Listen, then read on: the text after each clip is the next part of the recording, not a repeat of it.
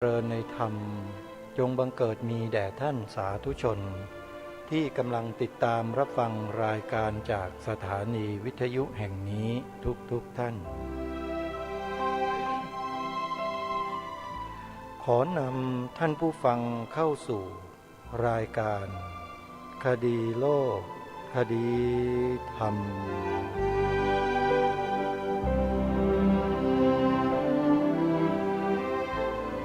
พบกันวันนี้วันขึ้น3 ค่ำเดือน 5วันนี้ตรงกับวันศุกร์ที่24มีนาคมพระพุทธศักราช2566รายการคดีโลกคดีธรรมมาพบกับสาธุชนเป็นปกติทุกวันจันทร์ถึงวันศุกร์และวันเสาร์อาทิตย์ทางสถานีวิทยุแห่งนี้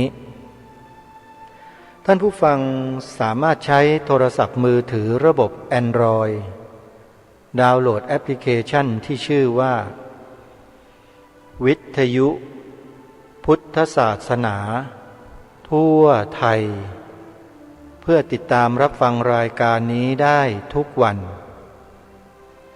และยังมีสถานีวิทยุพระพุทธศาสนาแห่งชาติคลื่นต่างๆนำธรรมะที่ดีๆมามอบให้กับเราตลอด24ชั่วโมงผ่านแอปพลิเคชันนี้ถึง39สถานีทั่วไทยถึงแม้ว่าปีหน้าทางการจะสั่งให้ปิดสถานีวิทยุพระพุทธศาสนาแห่งชาติทั่วประเทศก็ตามแต่เสียงรายการธรรมะออนไลน์ผ่านแอปพลิเคชันดังกล่าวนี้ยังคงเปิดออกอากาศตามปกติเหมือนเดิมทุกประการ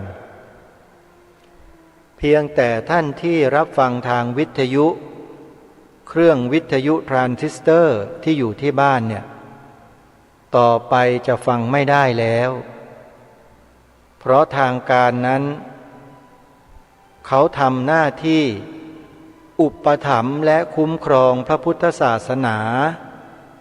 ตามสติกำลังคือสั่งปิดสถานีวิทยุของพระสงฆ์ทั่วประเทศไม่รู้เหมือนกันว่าทำตามกฎหมายรัฐธรรมนูญที่บัญญัติไว้ยังไงกฎหมายรัฐธรรมนูญบัญญัติไว้ว่ารัฐต้องให้ความอุปถัมภ์และคุ้มครองพระพุทธศาสนาแต่นี่สั่งปิดสถานีวิทยุพระพุทธศาสนาทั่วประเทศหมดเป็นการอุปถัมภ์และคุ้มครองพระพุทธศาสนาแบบไหนไม่ทราบงงหลายท่านหลายคนก็งงกับบ้านนี้เมืองนี้ว่ามันเกิดอะไรขึ้นก็ไม่รู้แล้วผู้หลักผู้ใหญ่ในบ้านนี้เมืองนี้ที่มีความรู้มีความสามารถมีศีลมีธรรมเป็นคนดีๆในสังคมเนี้ยไม่รู้เหมือนกันว่าท่านยังมีชีวิตอยู่กันหรือเปล่าอาตมาภาพก็ถามในนามรายการคดีโลกคดีธรรมแทนพี่น้องประชาชนคนไทยของเรา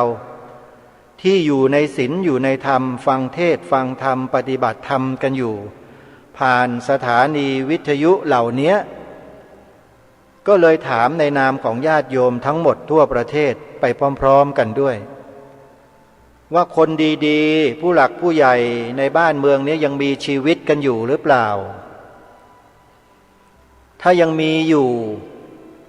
ถ้าท่านได้ยินเสียงนี้แล้วเนี่ยท่านลองหาทางสิว่าจะช่วยสถานีวิทยุของพระสงฆ์ทั่วประเทศไม่ให้ถูกปิดตามคำสั่งของใครก็ไม่รู้เนี่ยได้ยังไงจะทำแบบไหนมีอำนาจมีเงินมีอะไรต่อมีอะไรมีแต่ถ้าขาดปัญญา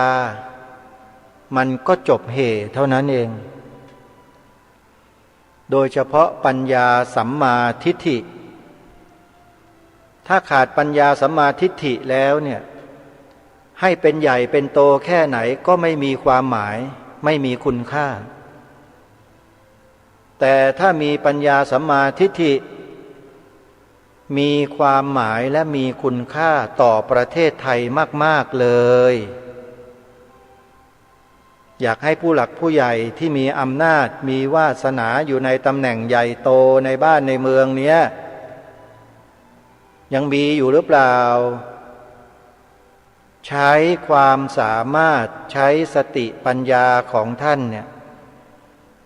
ช่วยกันทำบุญใหญ่หน่อยเถอะอย่าให้สถานีวิทยุพระพุทธศาสนาของพระสงฆ์ที่ท่านใช้เงินส่วนตัวจัดตั้งจัดทำกันขึ้นมาเนี่ยได้สูญสิ้นสลายหายไปจากผืนแผ่นดินนี้เลยช่วยกันหน่อยนะก็ทำได้แค่นี้โยมอาตมาก็มีปากเอาไว้พูดในลักษณะเช่นนี้แหละบอกให้ผู้คนต่างๆได้รู้ได้ทราบว่ามันกำลังจะเกิดอะไรขึ้นในอนาคตก็คือเขาจะปิดสถานีวิทยุพระพุทธศาสนาของพระสงฆ์ของวัดวาอารามต่างๆทั่วประเทศแล้วญาติโยมต่อไปเสียงธรรมจะหายจะดับเสียงอัปปมงคลก็จะมาแทนที่ญาติโยมก็ลองพิจารณาดูเถอะว่าจะเป็นอย่างไรประเทศชาติบ้านเมืองของเราในอนาคตเสียงอัปมงคลนี่ดังลั่นไม่มีใครไปต่อกลอนไม่มีใครไปว่าเลยแต่พอเสียงพระสวดมนต์เนี่ยมันโวยวายคนเดียวเนี่ยเดือดร้อนกันไปทั้งกรมทั้งกองหมดมันแปลกประหลาดดีไหมล่ะประเทศนี้เอาละไม่เป็นไรโยมถือว่ามันเป็นข้อมูลเป็นหลักฐานที่ปรากฏให้เราได้เห็นได้ทราบกันในปัจจุบันนี้ก็แล้วกันขอให้พวกเราได้จดได้จำกันไว้ว่าเกิดอะไรขึ้นกับผืนแผ่นดินไทยของเราผืนนี้ที่เป็นเอกราชนครไม่ได้เป็นขี้ข้าไม่ได้เป็นทาสใครแต่ใครพยายามจะยัดเยียดความเป็นทาสให้แก่พวกเราเราก็คอยติดตามดูในตอนต่อไปรายการคดีโลกคดีธรรมก็มีหน้าที่ติดตามมานำเสนอต่อท่านผู้ฟังแบบนี้แหละและไม่ใช่นำเสนออย่างเดียวชวนพวกเราทุกท่านทุกคนมาทำหน้าที่ด้วยทำหน้าที่ป้องกันระวังเพื่อไม่ให้ใครเหล่านั้นมาบ่อนเบียนทำลายความเป็นไทยของเราอาตมาภาพมั่นใจตัวเองโยมว่าสิ่งที่พาญาติโยมทำกันอยู่ทุกวันนี้เป็นสิ่งที่ถูกต้องแล้วไม่ผิดต่อหลักการประเพณีจารีตวัฒนธรรมของบ้านเมืองไทยของเราสอดคล้องสอดรับทุกอย่างทุกประการพระพุทธศาสนาเป็นศาสนาประจำชาติไทยของเราสอดคล้องสอดรับตามความเป็นจริงเป็นเนื้อเป็นหนังเป็นกระดูกเป็นเอ็นของประเทศไทยทั้งหมดเลยสีขาวในธงชาติไทยหมายถึงพระพุทธศาสนาเท่านั้นถูกต้องโดยประการทั้งปวงไม่ผิดไม่เพี้ยนใดๆทั้งสิ้นถ้าใครไปตีความหมายไปแปลความให้นอกเหนือจากนี้นั่นแหละผิดปกติถ้าใครไปแปลความหมายสีขาวของธงชาติไทยเป็นอื่นนอกเหนือจากพระพุทธศาสนาแล้วเนี่ยไม่ใช่เป็นสิริมงคลต่อประเทศชาติบ้านเมืองของเราแน่นอนอาตมาภาพมั่นใจจึงกล้าพูดแบบนี้ทีนี้พวกเรากันเองที่เป็นคนไทยด้วยกันเนี่ยที่ฟังรายการอยู่ก็ดีได้ยินคำบอกเล่าผู้อื่นมาพูดมาบอกก็ดี เรามีแนวความคิดยังไงกับเรื่องนี้ก็ต้องถามใจของทุกท่านกันเองดูอย่าให้ใครมาถามรายการคดีโลกคดีธรรมทำหน้าที่ในฐานะเป็นผู้ดำเนินรายการเป็นเจ้าของรายการนี้ก็ต้องทำหน้าที่ตามแนวทางที่รายการได้ทำมาตั้งแต่ต้นคือปกป้องรักษาความเป็นไทยไว้การปกป้องรักษาความเป็นไทยไม่ใช่การแต่งตัวไม่ใช่การกินไม่ใช่การแสดงออกทางกายภาพแต่จิตใจข้างในเนี่ยมีหรือเปล่า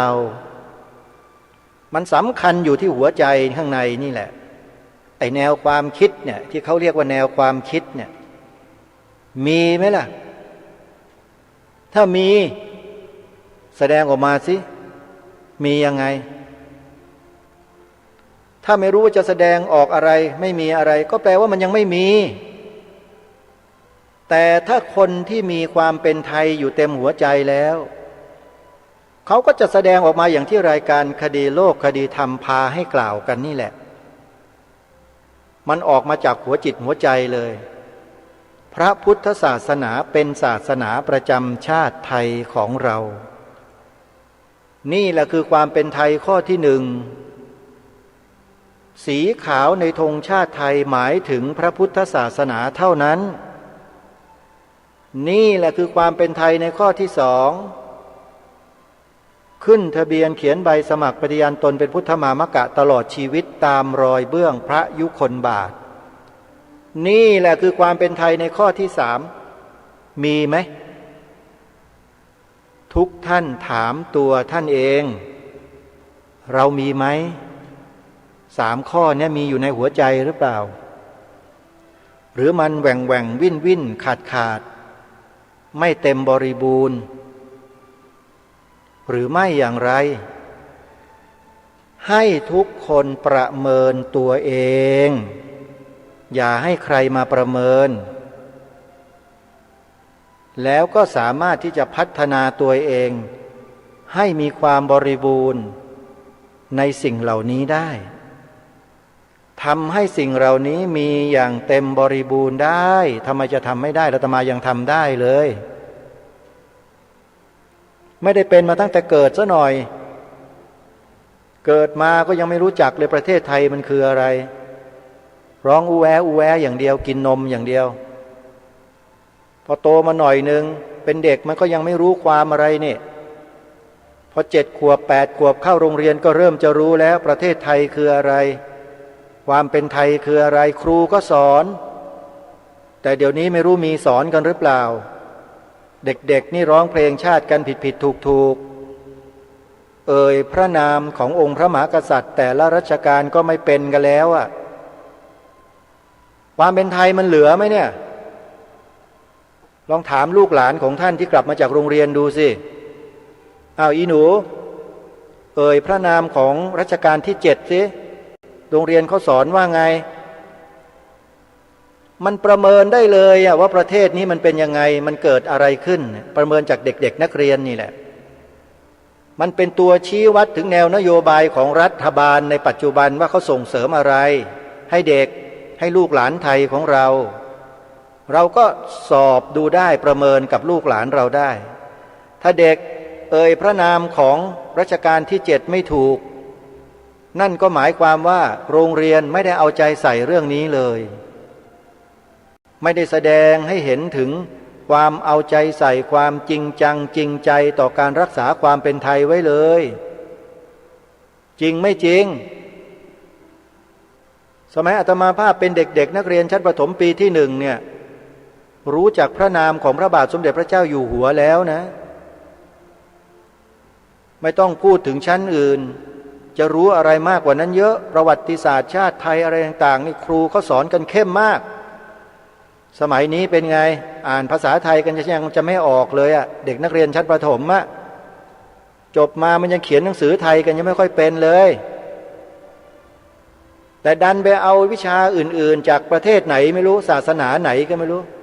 มาใส่ไว้ในหลักสูตรของชาติบ้านเมืองใครมันทำแบบนั้นกับบ้านนี้เมืองนี้ก็ไม่ทราบไม่รู้อาตมาไม่รู้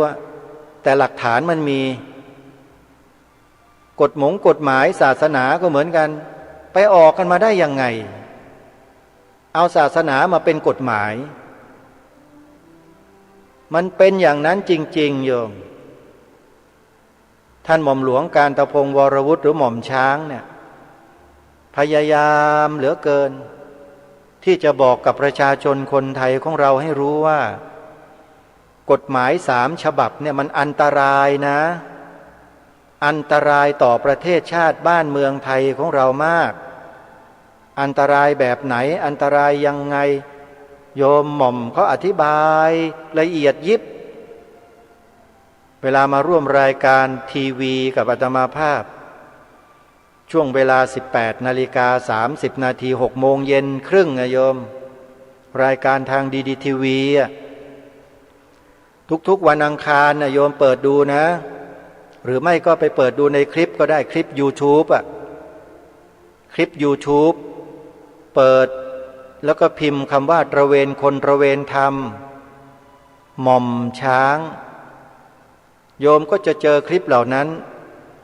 หม่อมหลวงกาญตพงศ์วรวุฒิหรือว่าหม่อมช้างจะร่วมรายการกับอาตมาภาพมาโดยตลอดโยมก็พาคุยเรื่องการบ้านการเมืองเรื่องศาสนาเรื่องลัทธิเรื่องกฎหมาย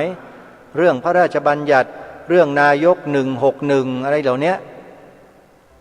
ถ้าเราไม่ฟังไม่ดูเราก็ไม่รู้ว่าคืออะไรสิ่งเหล่านี้เราปฏิเสธไม่ได้ว่าไม่เกี่ยวกับเราอย่าปฏิเสธนะมันเกี่ยวเต็มเลยแหละเพราะมันเป็นตัวกฎหมายมาบังคับพวกเราถ้าพวกเราไม่ปฏิบัติตามพวกเราก็ผิดเนี่ยนี่แหละคือสิ่งที่ทางรายการคดีโลกคดีธรรมกลัวว่าพวกเราจะพลาดพลั้งเผลอตัวไปเป็นพวกศัตรูแบบง่ายๆเพราะความไม่รู้ตัวเดียวนี่แหละรู้ไม่เท่าทันเขาท่านหม่อมหลวงกาญตพงศ์วรวุฒิอาตมาภาพก็เลยมาบอกให้พวกเราชาวพุทธเนี่ยรู้เท่าเอาไว้กันรู้ทันเอาไว้แก้รู้เท่าทันไว้เมื่อรู้เท่าทันไว้ก็ต้องสร้างเกราะป้องกันให้แข็งแกร่งเกราะป้องกันอะไรป้องกันความเป็นไทยไม่ให้สูญสลายหายไปจากมโนสำนึกของคนไทยเรามันก็ต้องฝังลงไปในหัวจิตหัวใจของคนไทยให้ได้แล้วมันเริ่มที่ไหนล่ะเริ่มที่การฟังไงเวลาไปโรงเรียนเนี่ยมีใครมีครูคนไหนบอกให้นักเรียนมาเขียนกอไก่บนกระดานสิมีใครเขาสอนแบบนั้นบ้างไหมเด็กๆอนุบาลเด็กป.1มีไหมเพิ่งไปเรียนวันแรกนะนักเรียนมาเขียนกอไก่บนกระดานเลยไม่มีมีแต่ครูเขาจะใช้วาจาเนี่ยพูดให้เด็กฟังให้เด็กรู้ให้เด็กเข้าใจเพราะฉะนั้นวาจาหรือวจีนี่แหละที่อย่างที่รายการคดีโลกคดีธรรมบอกอยู่ทุกวันเนี่ยนี่แหละคือสิ่งที่เริ่มต้นจากการกล่าวการแสดงการพูดเสนอหลักการเหตุผลให้พวกเราฟังพวกเราเมื่อฟังแล้วก็วิเคราะห์พิจารณาทำความเข้าใจแล้วก็นำไปปฏิบัติสิไม่รู้ปฏิบัติกันหรือเปล่าเมื่อเร็วๆนี้ไปถ่ายทอดสดไปขึ้นบนเวทีเสวนาที่จังหวัดกาฬสินธุ์วัดอารามมงคลขออภัยนะที่เอ่ยถึงท่านอาจารย์วัดอารามมงคลมันเป็นความจริงนะท่านอาจารย์พระครูฮะถามญาติโยมว่าฟังรายการคดีโลกคดีธรรมกันบ้างไหมยกกันพลึบพลับเต็มไปหมดแต่พอถามว่าที่ทางรายการให้ทำ3 ข้อทำกันหรือยังเงียบสนิทเลยตกใจโยมพูดมาตั้งหลายปีรณรงค์มาตั้งหลายปี ปรากฏว่าพอถึงเวลาไปทดสอบถามดูไม่มีใครกระทำสิ่งที่ทางรายการแนะนำเลยนั่นก็หมายความว่าหนึ่งผู้ดำเนินรายการไม่มีศักยภาพไม่มีคุณภาพเพียงพอที่จะทำให้ผู้ฟังนั้นคล้อยตามได้แล้วก็ดำเนินการตามได้ผู้ดำเนินรายการคืออาตมาภาพเองก็ต้องพิจารณาตัวเองเป็นอันดับหนึ่งเลยนะว่าเรามีข้อบกพร่องตรงไหนหรือไม่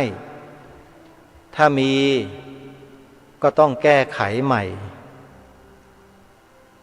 ข้อที่สองเป็นที่ญาติโยมผู้ฟังเองฟังไปอย่างนั้นแหละฟังไปวันๆหนึ่งฟังซ้ำฟังซากซ้ำๆซากๆพูดแล้วพูดอีกเกิดความเฉยเมยรำคาญเลยไม่อยากจะฟังพอไม่อยากจะฟังก็ไม่อยากจะทำอะไรตามที่ทางรายการแนะนำอันนี้ก็เป็นที่ผู้ฟังก็ต้องไปแก้ไขปรับปรุงตนเองเพราะฉะนั้นทั้งสองประเด็นหรือสองข้อดังกล่าวนี้ต่างฝ่ายต่างก็ต้องไปพิจารณาตนเองแล้วก็แก้ไขตนเองกันอาตมาก็ไม่ได้โทษใครหรอกก็โทษตัวอาตมาเองด้วยแหละที่ไม่มีความสามารถที่จะทำให้ญาติโยมสาธุชนได้คล้อยตามแล้วก็ทำตามในสิ่งที่ทางรายการแนะนำอาตมาภาพเองก็ถือว่าทำหน้าที่อย่างเต็มที่แล้วนะพูดจาก็ชัดถ้อยชัดคำไม่ได้พูดผิดเพี้ยนภาษาไทยไปตรงไหนเลยแล้วก็หยิบยกหลักฐานข้อมูลมาชัดเจนแล้วก็เรียกร้องเชิญชวนรณรงค์ให้ผู้ฟังรายการได้กล่าวได้แสดงให้ถูกต้องถามว่ามีคนทำได้ไหมมีนู่นญาติโยมชาวบ้านท่าหาดยาวตำบลท่าหาดยาวอำเภอโพนทรายจังหวัด101วัดบ้านปลาคูนนู่นเขาทำกันได้ทั้งหมู่บ้านเลยก็แปลว่ารายการคดีโลกคดีธรรมนั้นไม่ได้ผิดพลาดอะไรถ้าหากว่าเป็นข้อผิดพลาดของการดำเนินรายการของคดีโลกคดีธรรมทำไมชาวบ้านท่าหาดยาวอำเภอโพนทรายจังหวัด101ผู้ฟังสถานีวิทยุพระพุทธศาสนาแห่งชาติประจำจังหวัด101วัดบ้านปลาคูน 104.50 เมกะเฮิรตซ์จึงท่องจำบทพระราชนิพนธ์ความหมายตรงไตรรงค์ได้กันเกือบทั้งหมดล่ะนั่นแปลว่าไม่ใช่ความผิดของผู้ดำเนินรายการแล้วแหละแต่เป็นความไม่เอาใจใส่ของท่านผู้ฟังเองหรือไม่อันนี้ต้องลองพิจารณาตัวท่านเองนะโยมไม่ได้ว่านะโยมนะเพราะว่าชาวบ้านวัดบ้านปลาคูนเนี่ยเขาท่องได้หมดเลยขอรำพันบรรยายความคิดเครื่องหมายแห่งสีทั้งสามงามถนัดขาวคือบริสุทธิ์สีสวัสดิ์หมายพระไตรรัตน์และธรรมะคุมจิตไทยอันนี้คือบทพระราชนิพนธ์นะโยมไม่ใช่เพลงนะถ้าเพลงมันจะต้องมีดนตรีประกอบด้วยแต่นี่เสียงอาตมาล้วนๆไม่ใช่เพลงโยมอย่าเข้าใจผิดเป็นบทพระราชนิพนธ์ความหมายธงไตรรงค์ที่รายการคดีโลกคดีธรรมอัญเชิญมาให้พี่น้องคนไทยเราจำใส่เกล้าใส่กระหม่อมเพื่อสืบสารรักษาต่อยอดความเป็นไทยที่พระองค์ทรงฝากเราไว้แต่เราไม่ทำกันเองทั้งพระทั้งโยมนั่นแหละไม่ใช่โยมอย่างเดียวหรอกผู้นำอย่างพระสงฆ์เรานั่นแหละไม่นำพาญาติโยมด้วยแล้วก็ต้องพูดไปถึงคณะสงฆ์เลย ที่ไม่เอาใจใส่เรื่องเหล่านี้แล้วก็ปล่อยให้ประเทศชาติบ้านเมืองปล่อยให้ใครก็ไม่รู้มาทำลายสิ่งนี้ของพระองค์ท่านเพราะความไม่เอาใจใส่ของพวกเรานี่แหละมันจึงเกิดเหตุการณ์ดังที่ทางรายการคดีโลกคดีธรรมได้เคยหยิบยกมาบอกมากล่าวว่ามีคนอาศัยหน่วยงานของรัฐเข้าไปดำรงตำแหน่งแล้วกระทำการบิดเบือนบทพระราชนิพนธ์ความหมายธงไตรรงค์ของพระองค์ท่านทำไมเขาทำไมโยมทราบไหมว่าเขาทำไมเพราะในบทพระราชนิพนธ์ความหมายธงไตรรงค์หรือธงชาติไทยที่องค์พระบาทสมเด็จพระมงกุฎเกล้าเจ้าอยู่หัวพระราชนิพนธ์พระราชทานไว้ให้แก่พวกเรานั้นสีขาวที่พระองค์ทรงให้ความหมายไว้หมายถึงพระพุทธศาสนาเท่านั้นไงคนพวกนี้ก็เลยอาศัยช่องโหว่ช่องว่างที่คนไทยเราเงียบไม่เอาใจใส่นี่แหละเขาก็สอดแทรกเข้ามาเลยทำเป็นหนังสือเป็นเอกสารเป็นรูปเล่มและแจก50,000 เล่มแล้วก็เดินสายจัดนิทรรศการแจกหนังสือเผยแพร่สิ่งผิดในหน้า3ย้ำนะไม่ได้ทั้งหมดนะฮะสิ่งผิดที่บอกที่กล่าวเนี่ยคือการบิดเบือนความหมายพระราชทานธงไตรรงค์หน้า3เพียงแค่หน้าเดียวก็เกินพอแล้วสำหรับคนไทยที่จะหลงเชื่อหลงกลคนเหล่านี้นี่คือสิ่งที่ทางรายการได้หยิบยกมาบอกมากล่าวพวกเราเป็นเรื่องใหญ่ระดับชาติระดับประเทศนะแต่ผู้หลักผู้ใหญ่ในบ้านเมืองเราเอาใจใส่สนใจที่จะมารณรงค์นำสิ่งที่ถูกต้องของพระองค์มาเผยแพร่กันจะมีสักกี่หน่วยงานจะมีกี่หน่วยงานมีแต่กองทัพบกที่ทำหนังสือออกมาเมื่อปี2551เฉลิมฉลองครบรอบทรงครองราชย์60 ปีถ้าจำไม่ผิดนะนั่นแหละนำมาเผยแพร่บทพระราชนิพนธ์ความหมายธงไตรรงค์แต่ก่อนหน้านั้นผู้ที่ทำและรณรงค์อัญเชิญบทพระราชนิพนธ์ความหมายธงไตรรงค์มาเผยแพร่ก่อนคือรายการคดีโลกคดีธรรมนี่แหละเพราะเห็นปัญหานี้มาตั้งแต่ปี 2547 อย่างที่เคยกล่าวไว้ในรายการพอเห็นแล้วก็ตกใจรีบเลยเผยแพร่เลยนี่คือสิ่งที่เป็นอันตรายต่อประเทศชาติบ้านเมืองมันเกิดขึ้นแล้วเพียงแค่ตัวหนังสือไม่กี่ตัวที่เขาพิมพ์เผยแพร่ออกมาเท่านั้นแหละมันเป็นอันตรายต่อประเทศชาติบ้านเมืองเราในระยะยาวเลยก็พิมพ์เอกสารเผยแพร่ออกไปทั่วประเทศทำเป็นจดหมายส่งไปตามคณะพระสังฆาธิการทั้งหลายทั้งปวงเชื่อว่าท่านทั้งหลายก็คงจะได้รับกันนั่นแหละใช้ทุนตัวเองด้วยนะโยมใช้เงินทุนตัวเองนะไม่ได้ไปขอใครด้วย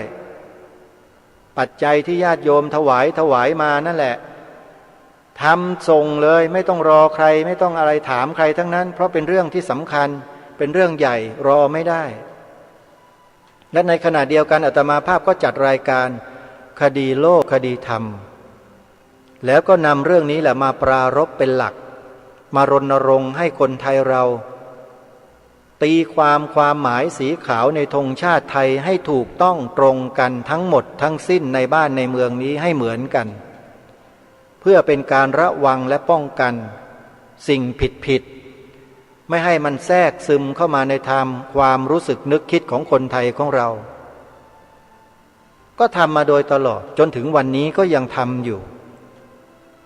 จะได้ผลมากหรือน้อยอย่างไรนั้นอาตมาภาพก็เชื่อว่ามีคนนำไปทำไม่น้อยก็แล้วกันแต่เขาไม่แสดงออกโดยเฉพาะ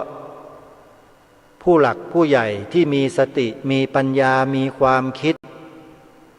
เขาก็เริ่มจะมองเขาก็เริ่มจะดูเขาก็เริ่มจะติดตามรายการคดีโลกคดีธรรมมาตลอดว่ารายการนี้จะปรารภจะพูดเรื่องอะไรอย่างไรแบบไหนจริงๆมันมีอะไรเยอะกว่านี้แต่ไม่พูดเพราะพูดไปแล้วมันเป็นดาบสองคมอาจจะถูกฟ้องได้ก็เลยรณรงค์ในสิ่งที่ถูกที่ต้องดีกว่าก็เลยเป็นที่มาที่ไปให้พวกเราได้ช่วยกันทำ3 ข้อนี่แหละโยมมันไม่มีความผิดอะไรไงแล้วใครก็มาโต้แย้งเราก็ไม่ได้ด้วยคนที่ต้องการจะบิดเบือนต้องการจะเปลี่ยนแปลงประเทศไทยของเราให้เป็นอะไรต่อไม่อะไรมันก็ทำไม่ได้ด้วยเพราะคนไทยเรายึดมั่นในหลักการของชาติบ้านเมืองไว้อย่างเหนียวแน่นอย่างเหนียวแน่นยังไงอย่างเหนียวแน่นก็คือทุกคนนั้นพูดเป็นเสียงเดียวกันว่าพระพุทธศาสนาเป็นศาสนาประจำชาติไทยของเราพูดนะไม่ใช่อยู่ในใจนะพูดเปล่งเสียงออกมาให้มันดังๆออกวิทยุอย่างเหมือนรายการคดีโลกคดีธรรมที่ทำอยู่เนี่ยพูดออกไปเลยพระพุทธศาสนาเป็นศาสนาประจำชาติไทยของเราเป็นพระราชดำรัสขององค์พระบาทสมเด็จพระบรมชนกาธิเบศรมหาภูมิพลอดุลยเดชมหาราชบรมนาถบพิตรได้พระราชทานพระบรมราโชวาทนี้ให้กับสภายุวพุทธิกสมาคมแห่งชาติในครั้งที่มีการประชุมกันเมื่อปีพระพุทธศักราช 2537 ที่วัดอัมพวันจังหวัดสิงห์บุรีวัดหลวงพ่อจรัญน่ะหลักฐานมีเราก็อ้างเลยแล้วก็ช่วยกันรณรงค์ช่วยกันพูดช่วยกันเผยแพร่นี่คือสิ่งที่ทางรายการให้พวกเราได้ช่วยกันข้อที่2ก็เรื่องธงชาติความหมายสีขาวต้องให้ตรงกันเหมือนกันทั้งบ้านทั้งเมืองนี่คือความถูกต้องหนึ่งเดียวด้วยศาสนาอื่นไม่เกี่ยวนะศาสนาอื่นไม่ได้มีส่วนมาเกี่ยวอะไรหรืออยู่อะไรในธงชาติเป็นแค่ศาสนาที่ทางราชการเขารับรองเท่านั้นแต่ศาสนาพุทธนี่คือองค์พระมหากษัตริย์สมัยสมบูรณาญาสิทธิราชทรงรับรองใครมาเปลี่ยนแปลงของพระองค์ท่านหมายความว่าไงจริงไม่จริงนักกฎหมายทั้งหลายจริงไหมหรือคิดว่าสิ่งที่องค์พระมหากษัตริย์ทรงกระทำไว้ในอดีตสมัยสมบูรณาญาสิทธิราชนั้นจะไม่มีความหมายอะไรกว่าข้อกฎหมายที่พวกคุณบัญญัติกันขึ้นมาใหม่นี้หรือมีนักกฎหมายคนไหนพูดแบบนี้บ้างคิดแบบนี้บ้างไหมอาตมาก็อยากจะรู้เหมือนกันจะดูว่ามีหรือเปล่านี่คือสิ่งที่เราจะต้องยืนหยัดและต้องให้มั่นคงเอาไว้นะอาตมาภาพไม่อยากจะพูดอะไรให้มันตรงๆนะโยมมันคือบทสรุปที่เราจะต้องช่วยกันทำช่วยกันถ่อช่วยกันพายปั้นงัวปั้นควายให้ลูกท่านเล่นภาษิตโบราณเขาว่าไว้อย่างนั้นเมื่อเราเกิดมาบนผืนแผ่นดินที่บรรพบุรุษใช้เลือดเนื้อทาแผ่นดินรักษามาแล้วเนี่ยเราก็ต้องสำนึกในบุญคุณของบรรพบุรุษของเราสิจะไปสำนึกอะไรบุญคุณกับคนอื่นเขาล่ะเขาแค่มาอาศัยอยู่บนผืนแผ่นดินของเราเท่านั้นมาอาศัยอยู่มานั่งมานอนกินเฉยๆได้ยังไงคุณก็ต้องมารับใช้ประเทศนี้สิเป็นการชดใช้เป็นการทดแทนบุญคุณแผ่นดินไงแล้วคุณจะเที่ยวเอาไปอ้างว่าคุณมีส่วนเป็นเจ้าของประเทศอย่างงู้นอย่างนี้เลอะเทอะพูดได้ยังไงนี่คือสิ่งที่เราจะต้องยืนหยัด จะต้องรักษาไว้นะคนเรานี่มันยอมอะไรกันง่ายเกินมันถึงสูญเสียบ้านเสียเมืองกันเนี่ยขอฝากไว้ท่านผู้ฟังทุกท่านโยมอย่ามองอาตมาภาพเป็นพระอย่างเดียวสิโยมอาตมายังไม่อยากไปนิพพานหรอกไม่ต้องมาสอนมาบอกอาตมาหรอกโยมไม่ต้องนะอาตมารู้แล้วก็เข้าใจดีนิพพานคืออะไรปรมัตถสัจจะคืออะไรวิปัสสนาคืออะไรสมถะคืออะไรอาตมาเข้าใจและรู้ดีไม่ต้องมาบอกไม่ต้องมาสอน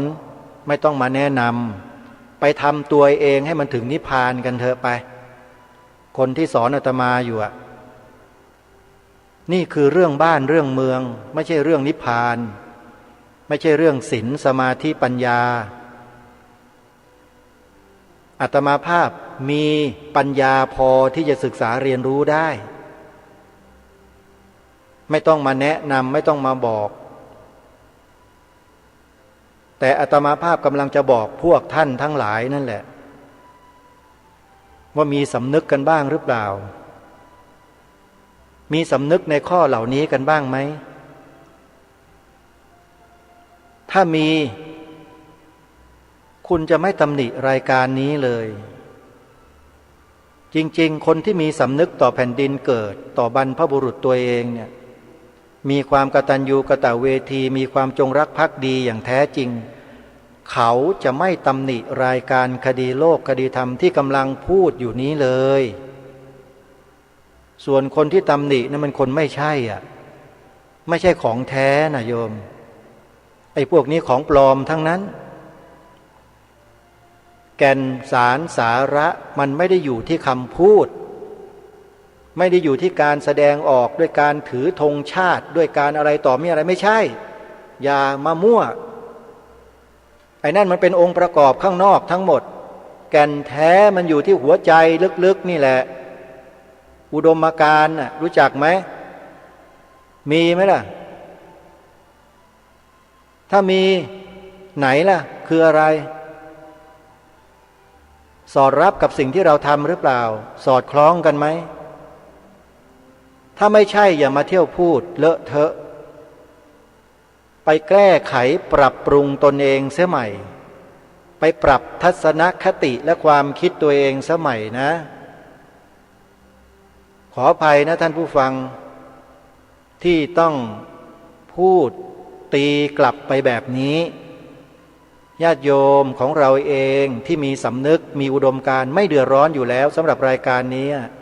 อาตมารู้และทราบดีคนที่มันเดือดร้อนมันดิ้นรนดิ้นชักดิ้นงอคือคนที่มันไม่มีอุดมการณ์คนประเภทที่มันเห็นแก่ตัวเห็นแก่พวกพ้องนั่นแหละมันจะเดือดร้อนรายการนี้ไม่ใช่ทำรายการมั่วๆนะ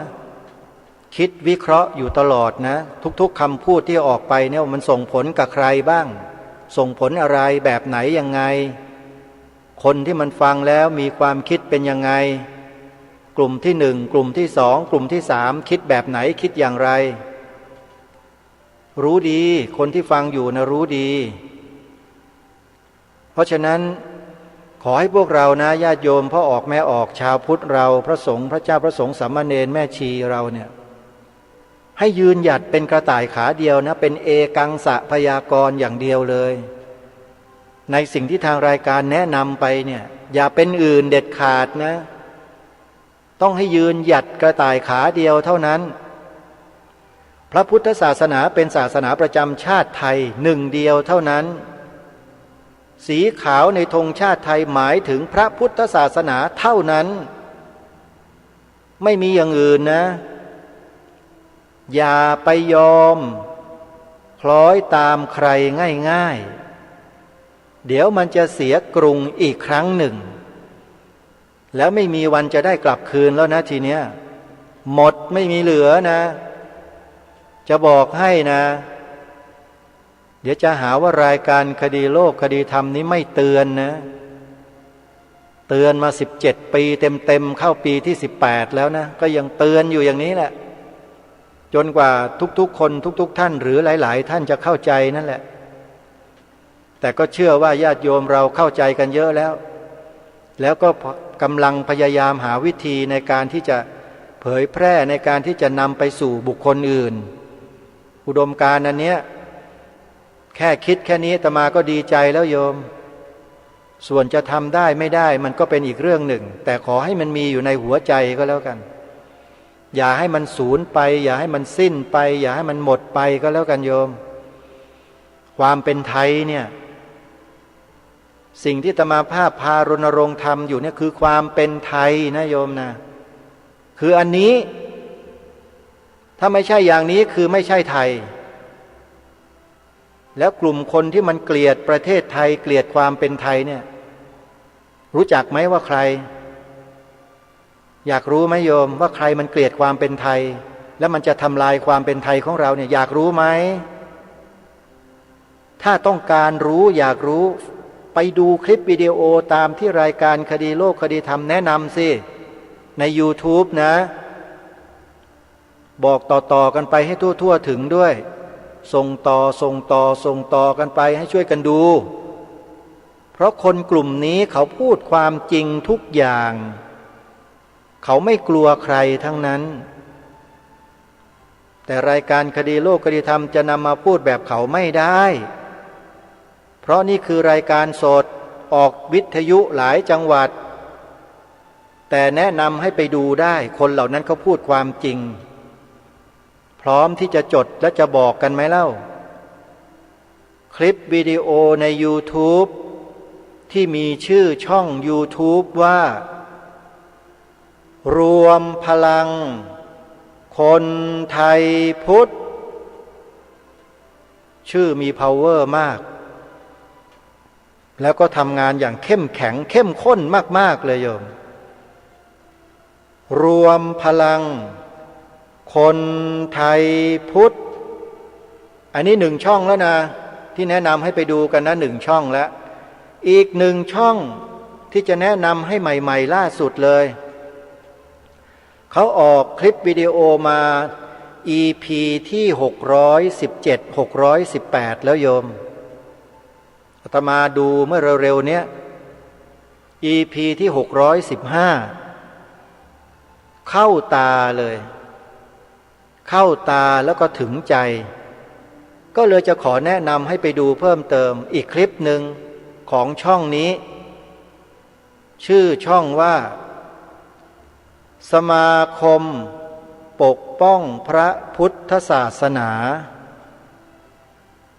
จำได้ไหมโยมสมาคมปกป้องพระพุทธศาสนาโยมไปเปิดดูกันเองเถอะข้อมูลต่างๆเนื้อหาสาระเหตุการณ์ต่างๆหลักการเหตุผล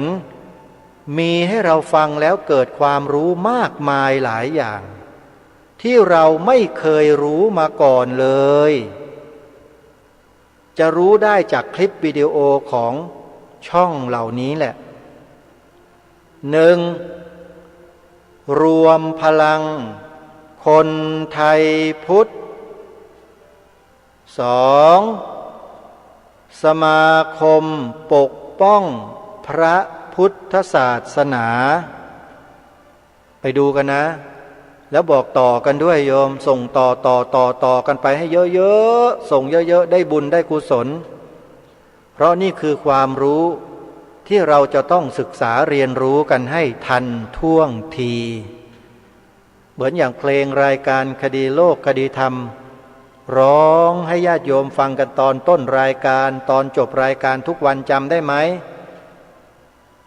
จำให้ได้นะบทเพลงนี้มีนัยยะแฝงอยู่นะเดี๋ยวเราไปฟังกันตอนท้ายรายการพอดีเวลาของรายการก็หมดลงด้วยวันนี้อาตมาภาพต้องขอขมาญาติโยมทุกท่านด้วยนะคำพูดคำจาอะไรที่ออกไปไม่ไพเราะดูไม่เหมาะสมอาตมาภาพขอคืนคำพูดทั้งหมดแล้วก็ขอขมาญาติโยมด้วยแล้วก็ขอกราบขออภัยพระเถรานุเถระครูบาอาจารย์ทุกรูปด้วยนะครับวันนี้เวลาของรายการหมดลงแล้วอาตมาภาพต้องขอสมมุติยุติรายการไว้แต่เพียงเท่านี้ ไว้พบกันใหม่ในวันต่อไปขอความสุขความสวัสดีในธรรมแห่งองค์สมเด็จพระบรมศาสดาสัมมาสัมพุทธเจ้าจงปรากฏเกิดมีขึ้นในจิตใจของท่านผู้ฟัง